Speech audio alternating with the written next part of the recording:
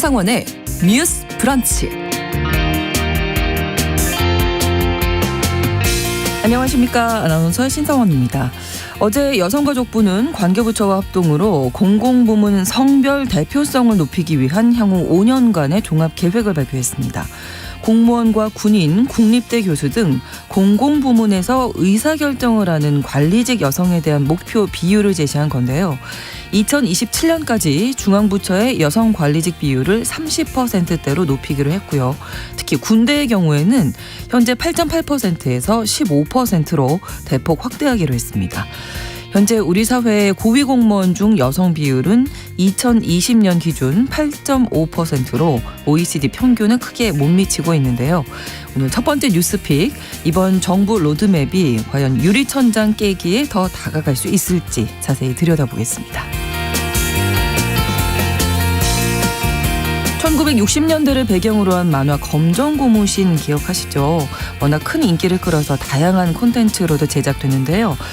그런데 지난 3월 출판사와 저작권을 두고 소송 중이던 검정고무신을 그린 이우영 작가가 스스로 목숨을 끊는 안타까운 사건이 발생했고, 그 후 문화체육관광부는 특별조사에 나섰습니다.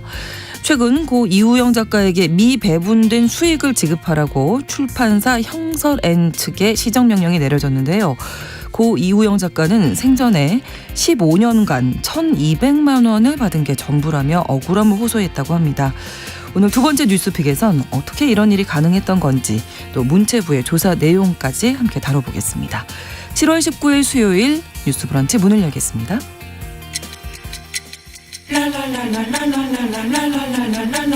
듣고 공감하고 진단합니다.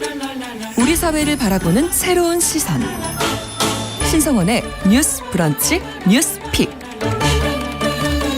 뉴스 브런치 청취자 여러분과 함께 소통하며 만들어갑니다. 실시간으로는 유튜브로 생방송 보실 수 있고요. 여러분의 의견 기다리고 있습니다. 짧은 문자 50원, 긴 문자 100원이 드는 샵 9730, 우물정 9730번 누르시고 문자로 보내주실 수 있고요. 또 라디오와 콩 앱으로도 많은 참여 기다리고 있겠습니다. 수요일의 뉴스픽, 시사인 임지영 기자, 강전혜 변호사 두 분과 함께합니다. 어서 오세요. 네, 안녕하세요. 안녕하세요.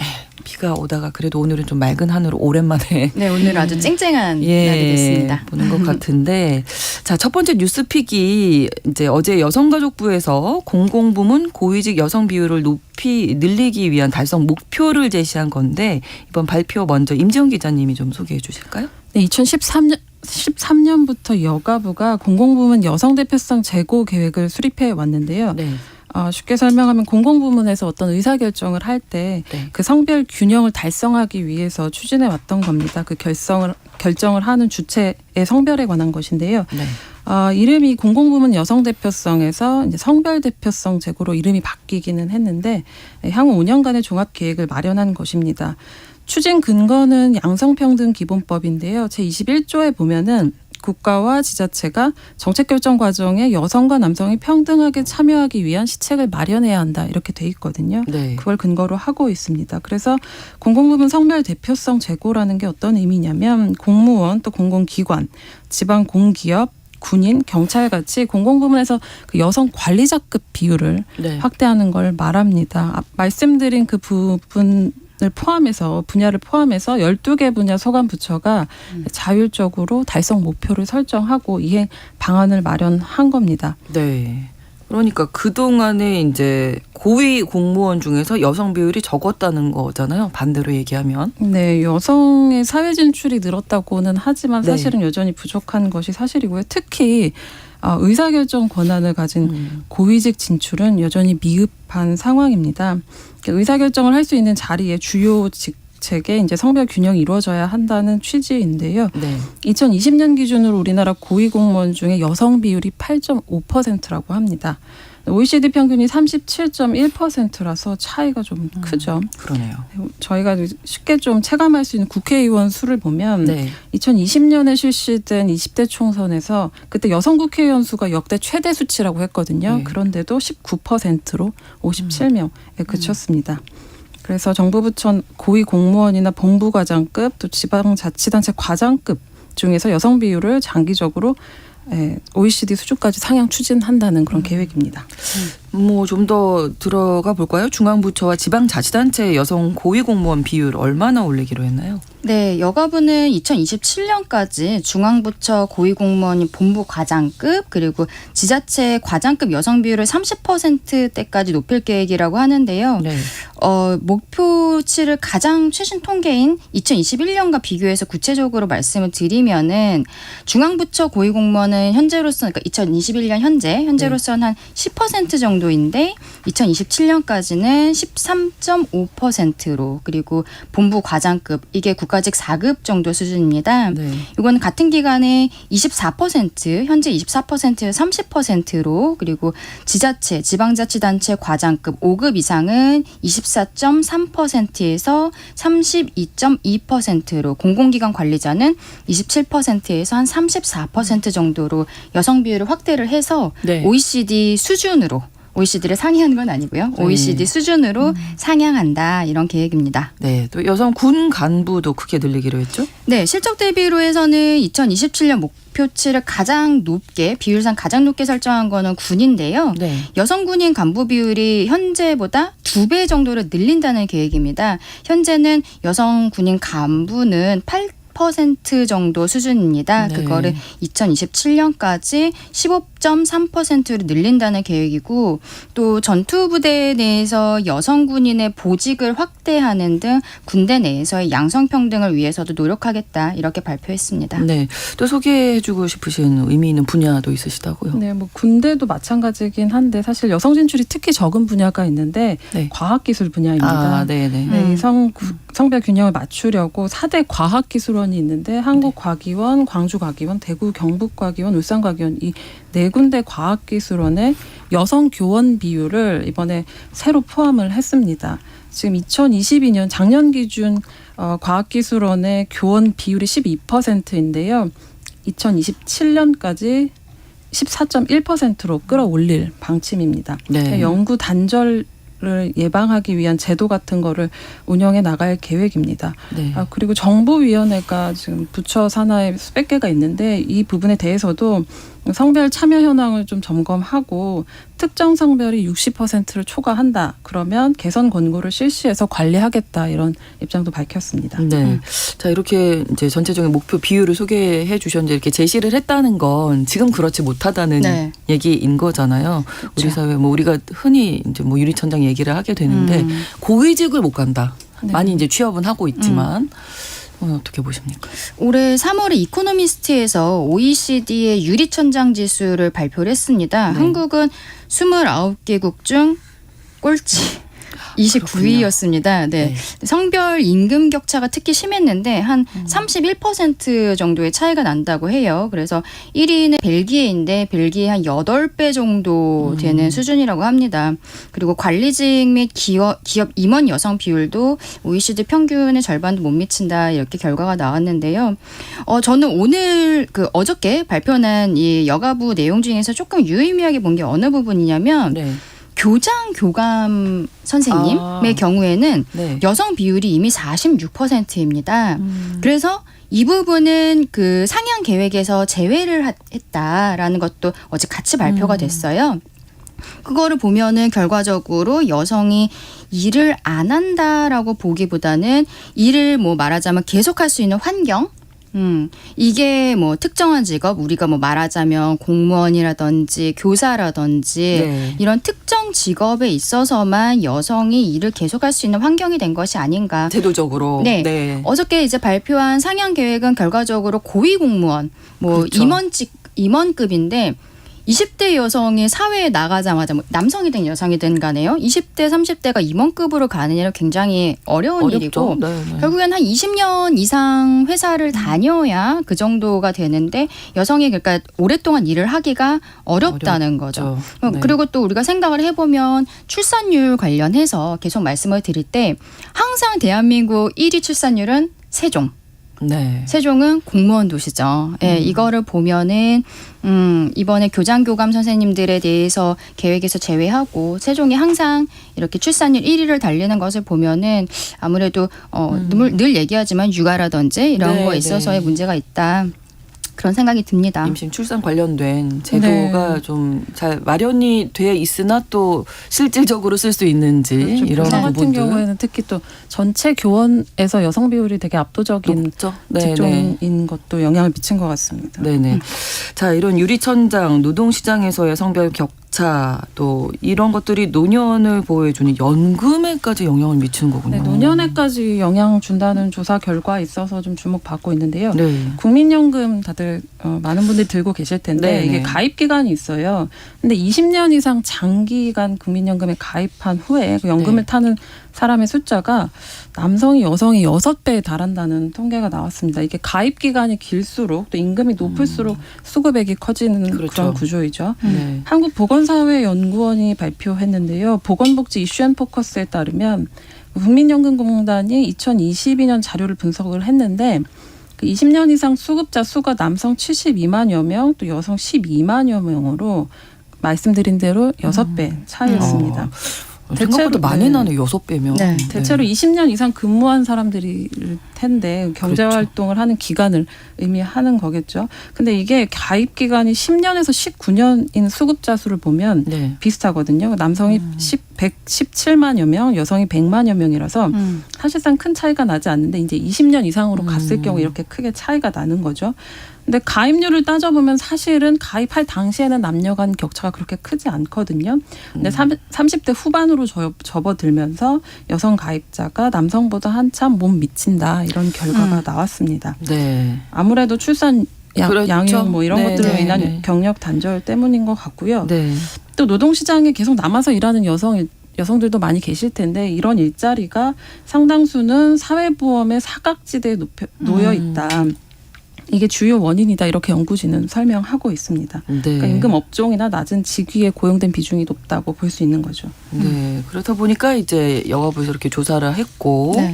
이번에 이제 공공부문 고위직 여성 비율에 대한 달성 목표치까지 제시를 한 건데 이게 이제 목표치를 제시한 거잖아요. 그렇죠.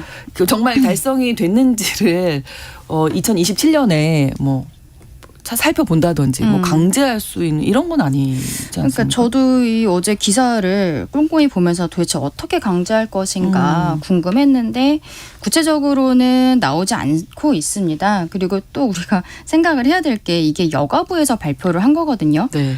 근데 뭐 다들 아시겠지만 여가부 폐지가 우리 예. 지금 현재 윤석열 대통령의 대선 공약이었기 때문에 현재로서는 여가부가 뭐 지속이 되고 있습니다만 어떻게 될지 알 수 없는 상황에서 이 정책에 대해서 여가부가 드라이브를 걸기가 현실적으로 쉽지는 않을 것 같다 이런 생각은 좀 듭니다. 하지만 네. 뭐 선언적 의미는 있을 거라고 생각을 하고 각 부처에서 자율적으로 또 이런 수치들을 만든 것들이 있기 때문에 네. 이 부처 및 공공기관 이런 데들에서 수치를 맞추겠다. 네. 이런 구체적인 목표는 회사 내에서 세울 수 있을 거라는 생각은 듭니다. 그리고 2027년을 목표로 세운 것도 보면 결과적으로는 이번 정권이 이제 2027년까지인데 정권 내에서 한번 이루겠다라는 의지로는 보이는데 또 문제는 뭐냐면 그럼 이거 수치를 어떻게 맞출 것인가? 그렇죠. 여성에 대해서 인사를 할 때 인센티브 포인트를 주겠다는 건가? 이렇게 생각을 하면 똑같은 일을 했을 때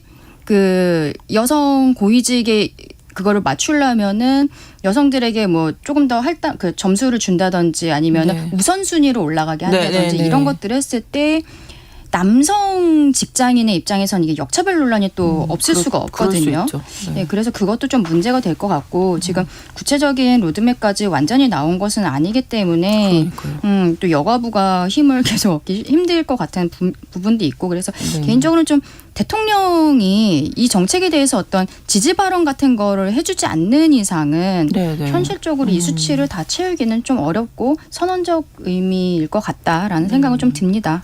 좀 한계가 있다고는 생각하고 말씀하신 네. 대로 네. 사실 강제하는 부분은 아니잖아요. 그렇죠. 그런데 어쨌든 우리가 이런 수치를 확인한다는 거는 조금 의미가 있는 것 같아요. 왜냐하면 그 여성의 사회 진출에 대해서 이야기를 할 때마다 네. 지금은 사회가 바뀌었는데 무슨 소리냐 이런 식의 반응들이 사실상 나오고 있고 그냥 이렇게 자기가 이제 일하고 소속된 환경에서만 보면 그런 내 현실이 있을 수 주변에서는 있잖아요. 네, 네. 그런데 여자들 사실은 많던데. 통계로 이렇게 사실 보여지는 거잖아요. 예, 그 나- 유리 천장 지수가 꼴찌라는 게 저 지금 깜짝 네. 놀랐거든요.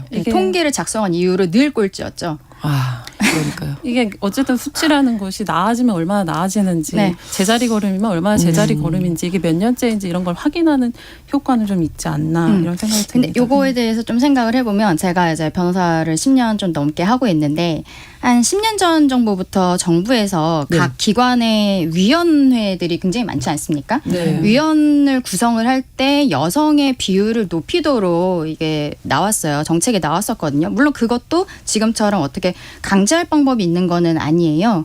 근데 제가 이제 10년 동안 해보니까 여성 변호사가 세상에 그렇게 많지 않기 때문에 네네. 위원회를 좀 많이 해봤는데요. 그러니까 하다 보니까 점점 이거를 더 챙기고 일부러 여성 위원을 찾고 이런 것들이 보이더라고요. 그래서 강제성은 없어도 그래도 내부적인 지침이라든지 신경을 써주는 것만 해도 효과가 없지 않다라는 네. 생각은 뭐 위원회에서 좀 제가 한번 경험을 해봤습니다. 네, 그러니까 구체적인 실행 방법에 대해서 제도적으로 네. 좀 생각을 잘 해야 되겠다 이런 생각이 들어서 좀 드린 말씀이었고요. 정치자분이 2525번으로 운동화 세탁하다가 욱해서 보냅니다. 여자는 출산 후 복직이 힘든 우리나라 현실이 정말 답답한 상황이에요 하고 느낌표를 지금 계속 보내주시고 네, 계신데 맞아요. 우리나라는 아직 멀었어요. 느낌표 3개. 저는 프리랜서로 뛰는 사람이라 아이들을 일찍 데리러 갈 수 있었지만 그럼에도 불구하고 애들이 너무 안쓰러웠어요. 또 느낌표 3개 이렇게 보내주셨거든요. 그러니까 저도 이제 아이를 키우고 일을 하면서 하다 보니까 아이들도 짠하고 엄마들도 짠하고 네. 예, 이게 좀 이렇게 공적인 맞습니다. 부분에서 제도적으로 좀 정착될 수 없는 건가 네. 이런 생각 정말 일단 많이 하게 경력 되긴 단절이 되고 나면 사실상 이어나가기가 어렵죠. 다시 잡기가 어렵기 때문에 그렇죠. 그 경력 단절 이전에 제도적으로 좀 확보가 돼야 될 그렇게 것 해서 같아요. 잔절이 되면은 그 다음에 국민연금에 가입할 수 있는 뭐 이런 그것도 어렵고. 직장이라든지 이런 네. 것들을 하기 어렵고 좀 아르바이트라든지 네, 네, 그런 네. 것들을 하게 되는 거죠. 그렇습니다. 또 하나가 어제 이 발표 이후에 계획명을 두고 좀 얘기가 있던데 원래는 아까 지적을 해주셨잖아요. 네, 처음에 네. 여성 대표성 제고 계획인데 성별 대표성 제고 계획이라고 네. 바뀐 건 어떤 이유였을까요? 윤석열 정부에서 이제 여성하고 남성이 평등하게 참여하도록 하겠다 이런 취지로 그걸 좀 명확히 반영하겠다면서 여성을 지우고 성별 대표성이라고 명칭을 바꾼 건데요. 네. 근데 사실 이번 발표 같은 경우에도 그렇고 사실 분야 전체에서 여성의 대표성이 부족한 게 핵심이잖아요. 그렇죠. 근데 의도적으로 여성이라는 표현을 삭제한 것에 대해서 성별 격차가 가장 극명한 분야인데 이게 옳은가 여성 대표성이라는 정책 목표 자체를 좀 삭제하는 효과이기도 한데 옳은가 이런 좀 의견이 나오고 있고요. 또 기관들로서도 좀 더 이제 의무감에 대한 부담을 좀 덜어주는 것 아니냐 이런 지적도 나오고 그렇군요. 있습니다. 네. 또 덧붙이신 말씀 있으시면 네, 알겠습니다. 오늘 여기까지 이야기 나누고요. 두 번째 이야기 이 부분이 조금 중요한 문제인 것 같아서 좀 일찍 넘어가도록 할 텐데 1960년대를 배경으로 기영 기철 형제 이야기로 당시 우리 사회 정서 또 추억을 담아서 아주 큰 인기를 얻은 만화 검정 고무신 이야기입니다.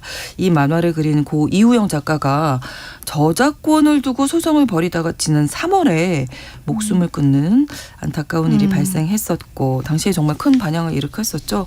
문체부가 특별조사에 그 후에 이제 들어갔고 결과를 발표했는데 어떻게 계약이 이루어졌었는지 네. 이 부분 좀 정리해서 말씀해 주시죠. 뭐 우리 청취자분들 많이 아시겠지만 일단 검정 고무신이라는 만화에 대해서 네. 먼저 소개를 좀 해드릴게요. 네. 대한민국의 어린이 청소년 일상 만화입니다. 이영일 필명 도레미가 스토리를 쓰고 돌아가신 이우영 작가님이 그림을 그리셨는데요. 92년에 소년 챔프에 연재된 이후 2006년까지 연재를 해서 한국 만화사상 최장수 그러네요. 연재 기록을 갖기도 했습니다.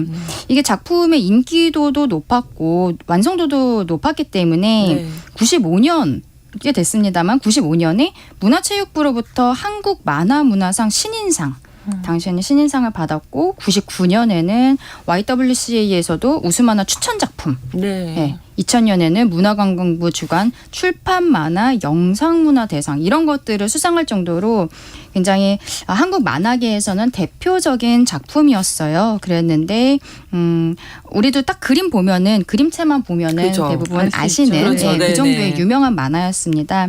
그런데 그 저작권자였던 이우영 작가께서 올해 3월에 갑자기 이제 그 극단적인 선택으로 돌아가시면서 그때부터 사실은 요 저작권의 문제에 대해서 우리 대한민국 국민들이 좀 알게 되었었거든요. 네. 그 저작권이 어떤 문제가 있었냐면은 당시에 형설엔 대표라는 이제 출판사 그 기획사 같은 회사가 있습니다. 여기에 네. 대표 장 씨가 2007년 9월에 작가들한테 네. 사업화를 제안을 한 겁니다.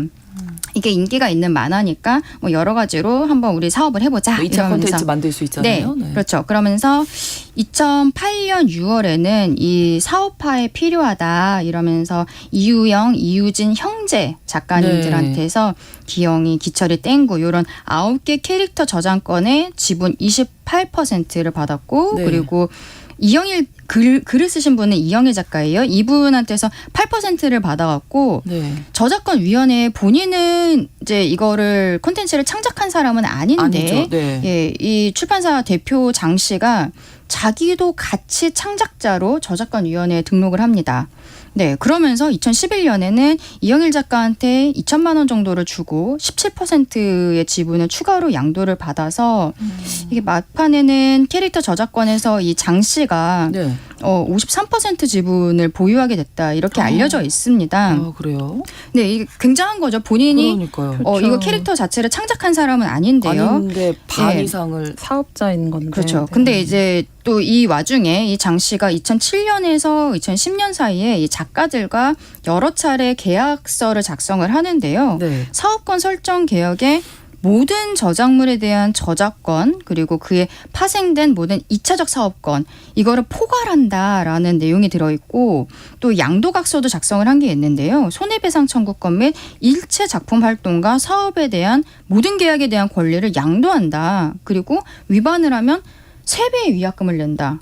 이런 표현이 있는 거예요. 그러니까 우리 오히려 실제로 창작을 한 작가들이 이 출판사 대표에게 위약금을 낸다라는 이런 내용들이 있는 겁니다. 네. 그래서 이 계약 내용이 계약서는 이제 같이 작성을 한 것은 맞습니다만 이 계약의 내용이 어떤 좀 포괄적이고 무제한적이고 좀 무기한으로 기한도 정해져 있지가 않아요. 그 출판사 대표 장 씨 마음대로 할 수 있다라는 해석이 가능해지는 거죠. 근데 또 이게 계약 기간 설정하지 않았다고 말씀드렸잖아요. 그러면 영구적으로도 볼 수 있다는 점도 그렇죠. 있고, 네, 사업 내용이랑 종류도 특정하지는 않은 거예요. 2차적 사업권을 포괄한다, 뭐 이렇게만 되어 있으니까 이게 좀 문제로 계속 꼽혔었던 이게 겁니다. 통상적인 계약의 내용이 이렇지는 않죠. 그렇죠. 이제 뭐 이따가 다시 말씀드리겠지만 뭐 계약 자유의 원칙이라는 게 있으니까 서로 간에 장 씨와 합의만 되면 뭐 이 어떻게 이우영 형제들 요 작가들은 그 계약서를 작성한 것은 맞습니다만 이 내용이 좀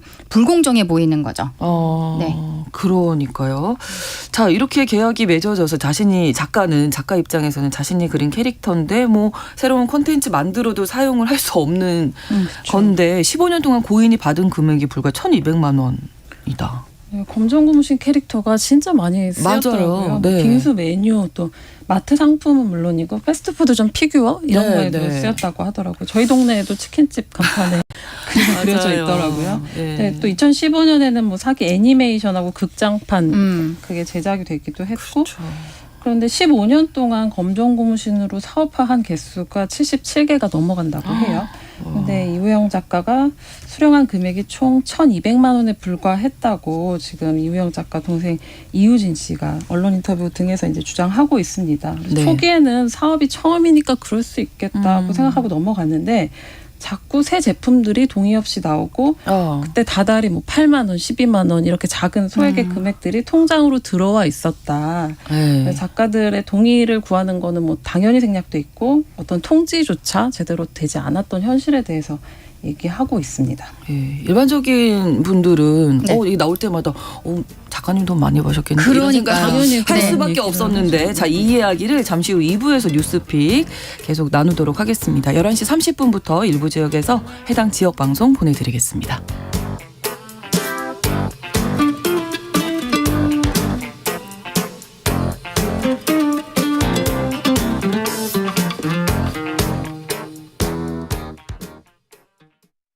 지금 시각은 11시 30분입니다. KBS. 여러분은 지금 KBS 1라디오 신성원의 뉴스 브런치를 함께하고 계십니다. 검정고무신 이 저작권 관련된 내용 이야기하고 있는데 이제 출판사와 소송 중에 작가님이 안타까운 소식이 들렸었고 지금 얘기 나눈 게 이제 15년 동안 고인이 받은 금액이 1,200만 원이다. 근데 그 사이에 2차, 3차 새로운 컨텐츠는 너무나 많이 나왔다. 77개 사업이나 벌였는데 뭐 작가들의 동의를 구하지도 않았고 네. 결국은 이렇게 알려지게 돼서 너무나 안타까운데 고인이 얼마나 괴로우셨을까 싶고요. 문체부가 그래서 이 사건을 특별 조사를 한 거죠. 그렇죠. 네.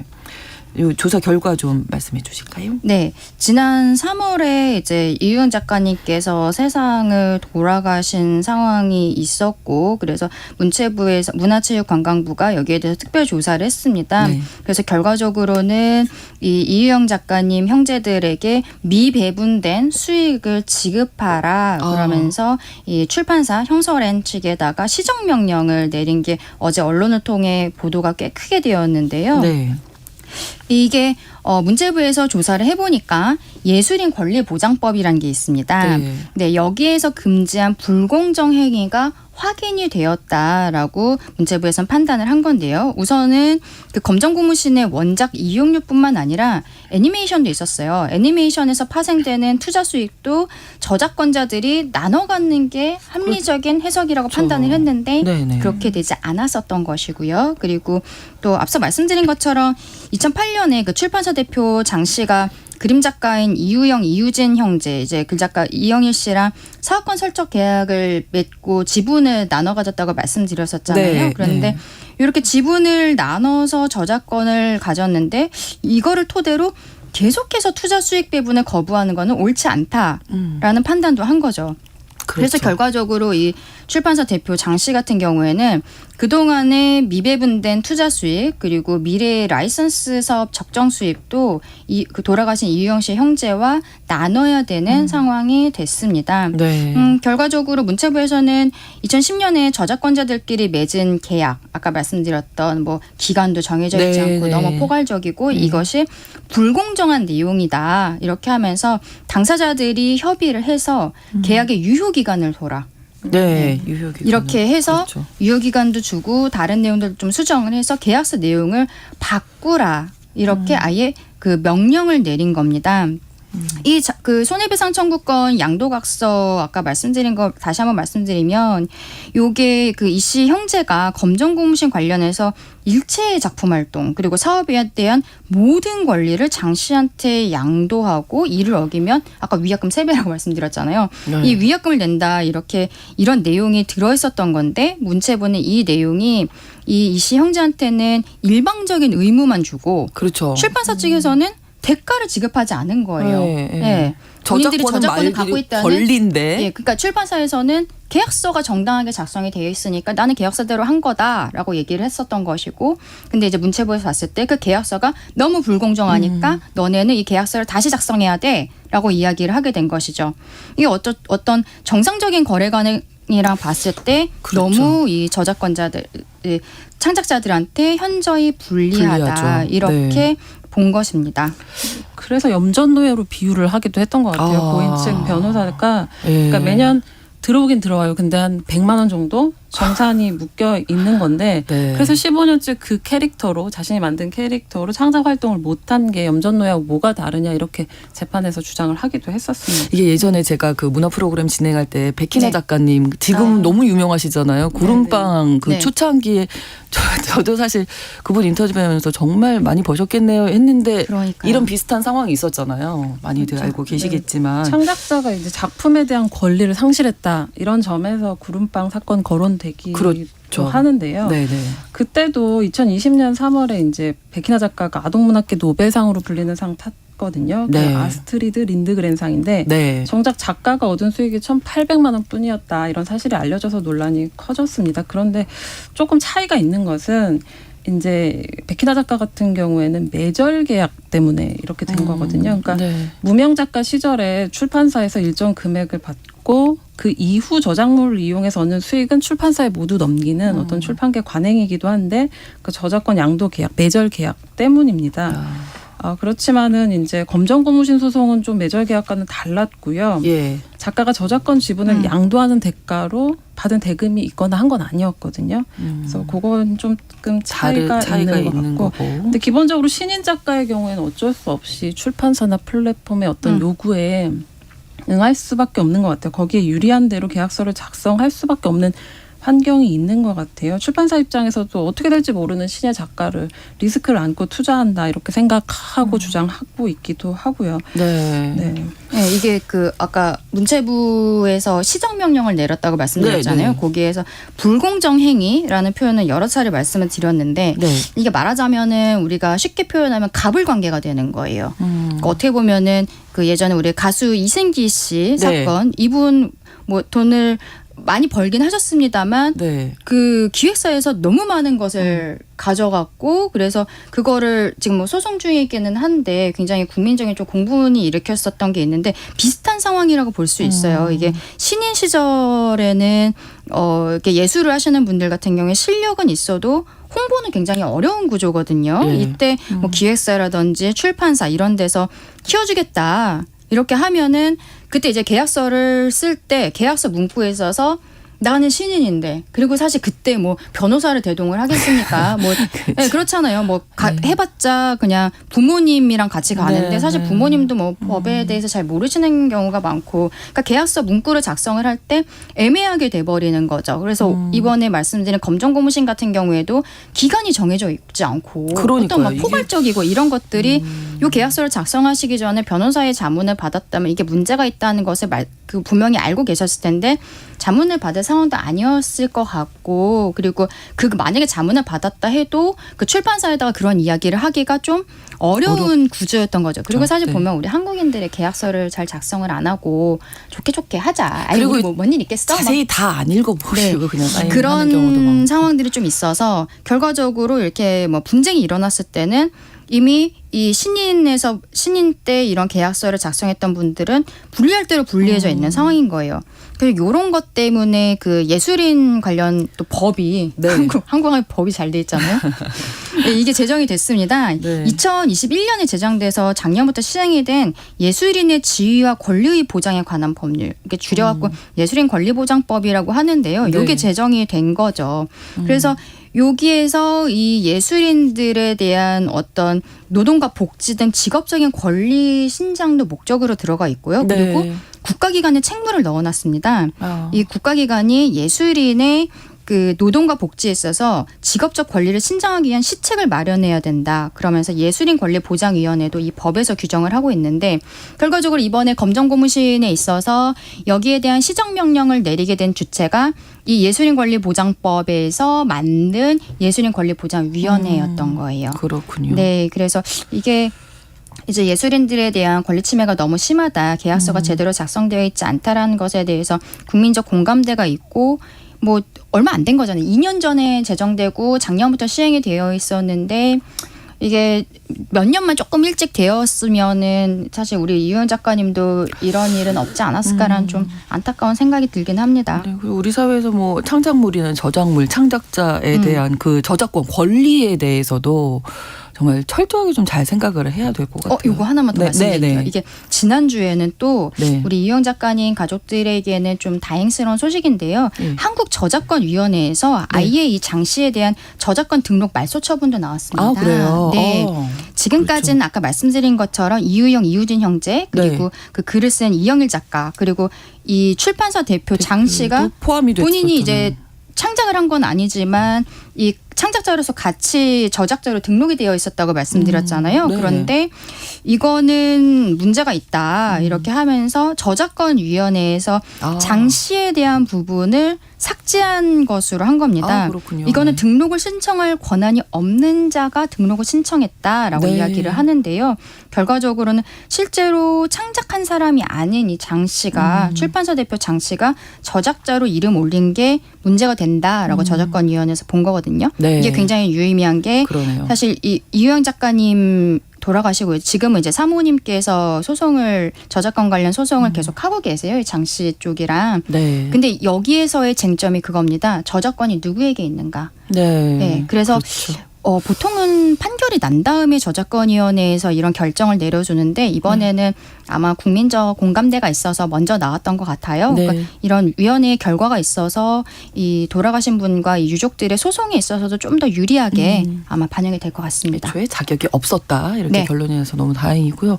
임채원 기자님 한 말씀 더. 그 출판 분야에서 문체부가 표준 계약서를 만들어서 네. 보급하는 내용의 그 검정고무신 사태 예방법 말하자면 아, 네네. 그게 본회의를 통과했는데요. 네. 이게 이것으로 인해서 좀 달라졌으면 하는 바람이 있는 게 이제 단순히 개인적인 비극이 아니라 사실 많은 창작자들이 그렇죠. 처한 현실이거든요. 그래서 이게 한국만화가협회, 웹툰협회가 이유영 작가 사건을 두고서 대책위를 꾸리고 같이 이제 행동하는 이유이기도 한 것 같아요. 이제 네. 시장에서 주목받는 콘텐츠가 사실 되게 드물고 작품 많은데 그렇죠. 그래서 작가 입장에서는 작은 기회라도 잡으려고 뭐라도 이제 하지만 그게 성공을 위해서 이제 맺은 계약이 10년, 15년 지나서 이제 창작자의 발목을 잡는 사례가 사실 쌓이고 있는데 우리가 K 콘텐츠, 강국 이런 얘기들 네. 하고 있는데 이런 부분에 대해서는 조금 더 인식의 변화가 필요한 것 같습니다. 네, 저작권에 대해서도 좀 인식이 올라가야 하지 않을까 이런 말씀까지 남겨주셨습니다. 수요일의 뉴스픽 시사인 임지영 기자, 강전혜 변호사 두 분과 함께했습니다. 고맙습니다. 예, 감사합니다. 고맙습니다. 신성원의 뉴스 브런치는 여러분과 함께합니다. 짧은 문자 50원, 긴 문자 100원이들은 샵 9730, 무료인 콩앱과 일라디오 유튜브를 통해 참여해주세요.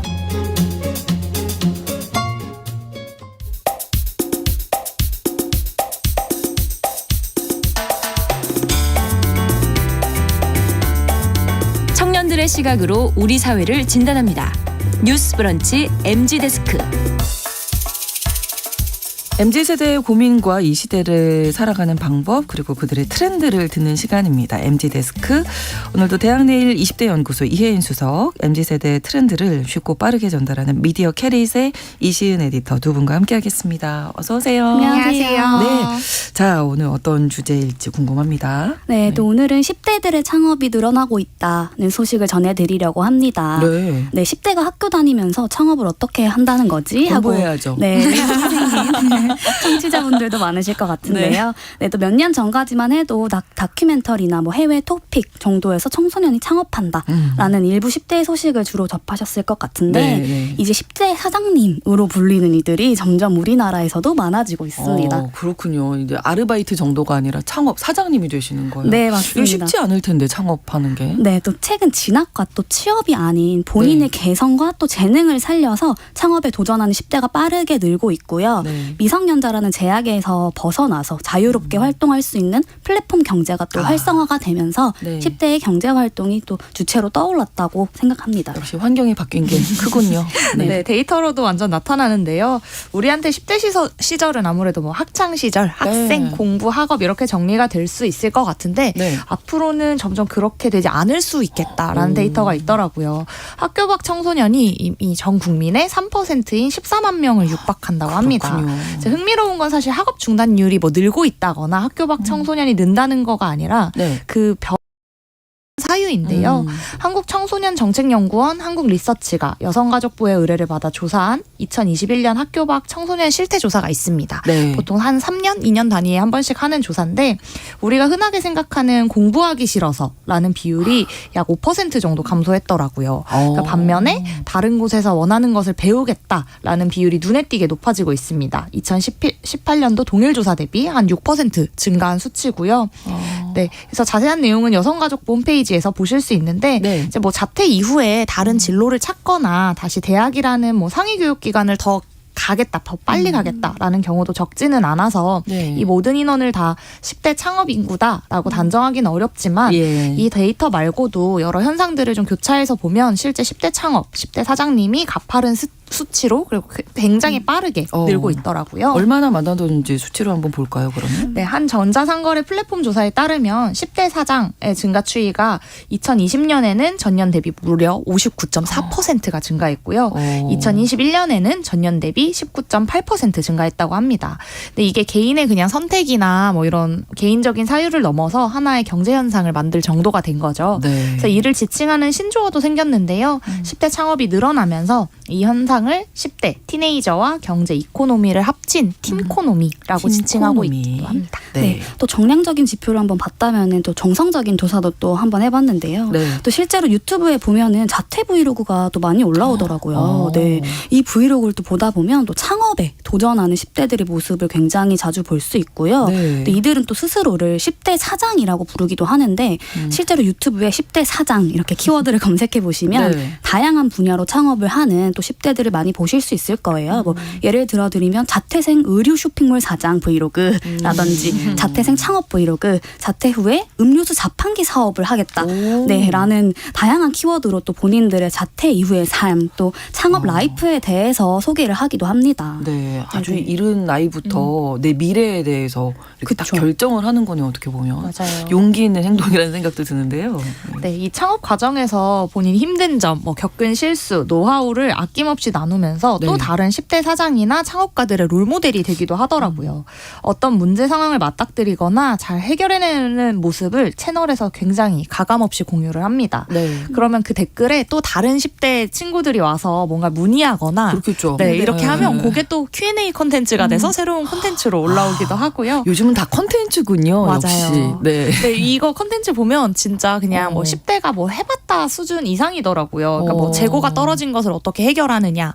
재고 관리 쉽지 않을 텐데. 네. 그리고 뭐 저는 뭐 쇼핑몰에서 배송하고 준비하고 포장하는 모습까지는 뭐 되게 흔한 일이라고 생각했는데 세금 문제 같은 직장인인 저도 되게 쉽지 않은 이런 걸로 머리 싸매고 어떻게 해결하는지를 네, 네. 보여주는데 10살 터울 훌쩍 넘게 나는 친구들인데 정말 대단하다라는 생각 들더라고요. 그러게요. 근데 이런 현상이 왜 생겼다고 보세요? 네, 또 안 그래도 저희 미디어에서도 인터뷰를 한번 진행을 했어요. 그래서 네. 어떻게 창업에 도전을 하게 됐냐, 세금 문제 이런 거 어떻게, 네, 지식을 어떻게 습득하냐 이렇게 물어봤는데 네. 이렇게 부모님이 사업에 도전을 하라고 일단 권유를 해주시는 경우도 있더라고요. 네, 요즘엔 또 직장인이 되어서도 평소에 해보고 싶었던 다른 분야에 도전을 하는 사람들이 굉장히 많잖아요. 네, 네. 혹시 돈이 좀 되는 일일지도 모르니까 인잡이 될 만한 취미 활동에 되게 적극적으로 투자를 하기도 하는데 이런 경향이 있다 보니까 이제 10대인 자녀들에게 방학을 이용해서 N잡을 한번 할 수 있게끔 도와주는 부모님들이 좀 생긴 것 같고요. 네. 네, 자녀에게 공부를 강요하던 좀 과거와 달리 하고 싶은 거 한번 해볼래?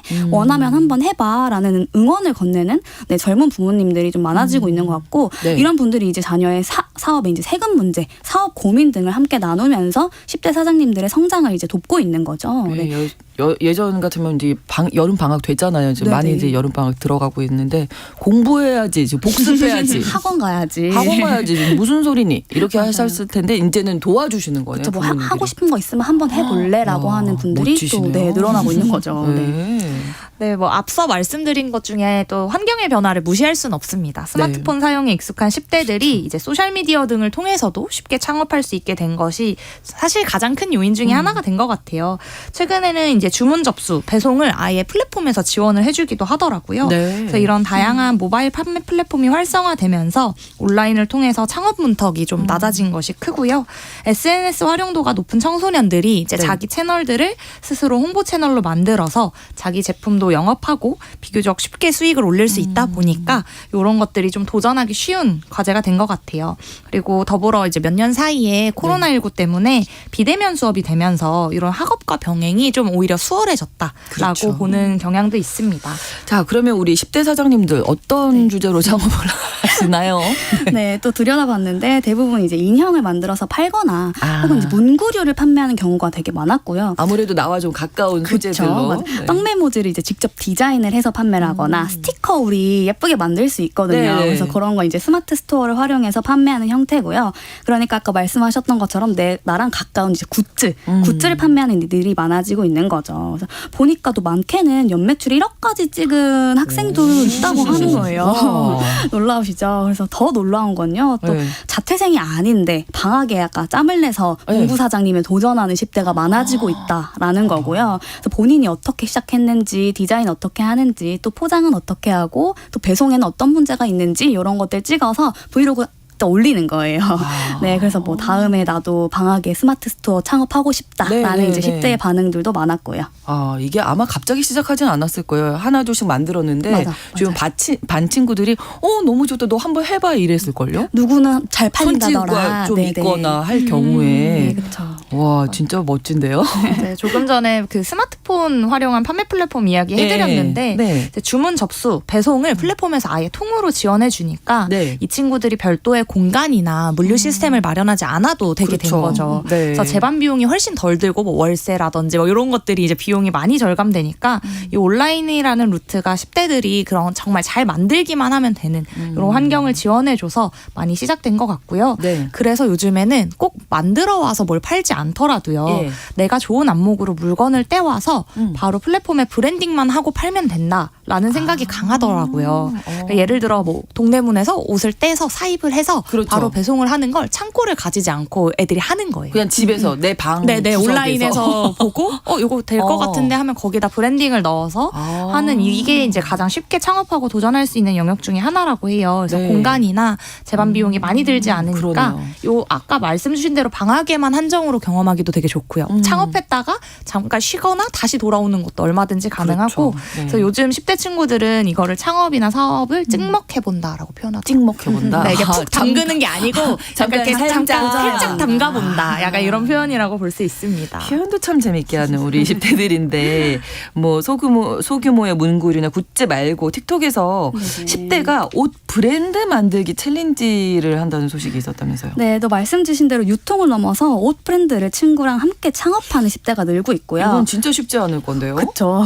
저는 또 특히 유튜브나 인스타그램뿐만 아니라 틱톡을 늘 모니터링을 하는 편이에요. 아. 이 플랫폼이 사실 10대가 자주 그렇죠. 사용하기도 하고 그래서인지 그들 사이에서 이제 유행하는 것들이 바로바로 올라오기도 하는데요. 네.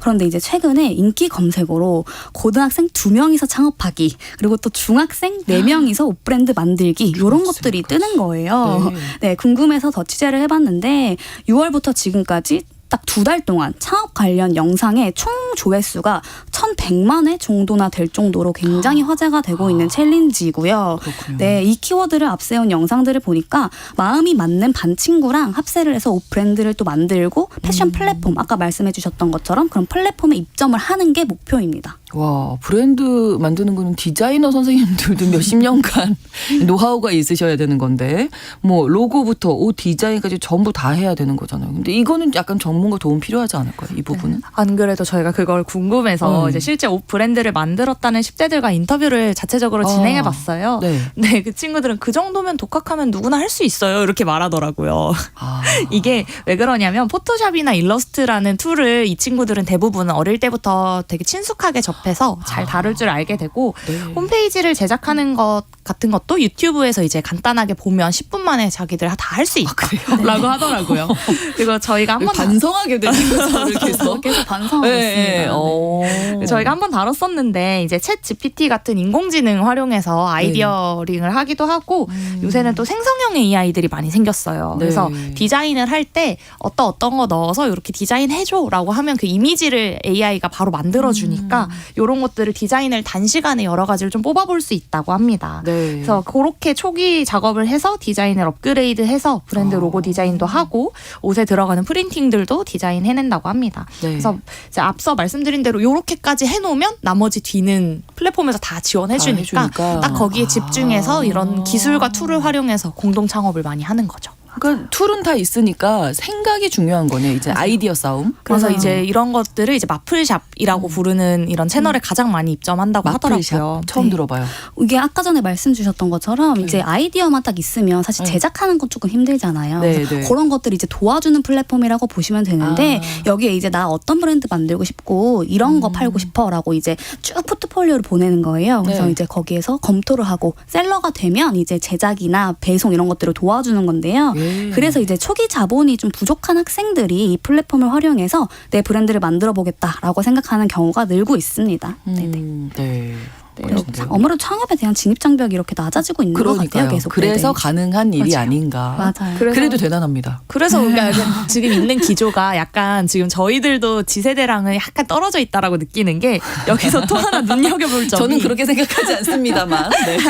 아니, 왜냐하면 저희는 창업이 되게 큰 일이잖아요. 그렇죠. 뭔가 인생을 맞아요. 걸고 막 되게 뭔가를 진지하게. 네, 집요하게 해내는 것이라고 좀 여기는데 네. 10대 친구들은 그냥 창업을 엔잡 취미 이 정도 개념으로 취미. 여겨요.